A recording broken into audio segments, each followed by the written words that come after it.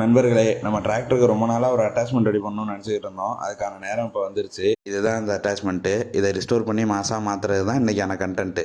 அதில் முதல் கட்டமாக இதில் ஏற்கனவே இருக்கிற 2 மக்கி போன டயரையும் கலட்டி எரிஞ்சிட்டு நம்ம வாங்கிட்டு வந்திருக்கிற பழைய புது டயர் 2ஐயும் மாட்ட போகிறோம். இதில் என்ன சிக்கல்னா, நம்ம வாங்கிட்டு வந்திருக்க டயர் 2மே கொஞ்சம் பெரிய சைஸாக இருக்குது. அதனால் வண்டியில் இருக்க ஹப்பில் மாட்டினோம்னா ஹப்புக்கு மேலே இருக்க ஆங்கிளில் உரசுது. அதனால் அந்த ஆங்கிளை கட் பண்ணி எடுத்துகிட்டு டயரை மாட்ட ஸ்டார்ட் பண்ணியாச்சு.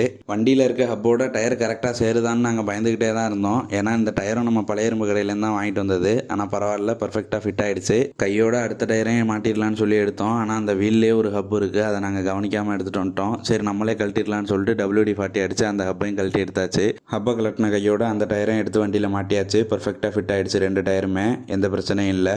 நம்ம வண்டி ரெஸ்டரேஷனோட முதல் பகுதி வெற்றியில் முடிஞ்சிருச்சு. இதுக்கே எங்களுக்கு ரொம்ப டயர்ட் ஆகிடுச்சு. அதனால் நாங்கள் ஒரு கிளாஸ் மோர் குடிச்சிட்டு அடுத்த வேலையை பார்க்க ஸ்டார்ட் பண்ணிட்டோம். அந்த அடுத்த வேலை என்னங்கிறத நீங்களும் பார்க்கணுன்னா மறக்காமல் நம்ம சேனலை சப்ஸ்கிரைப் பண்ணிக்கோங்க.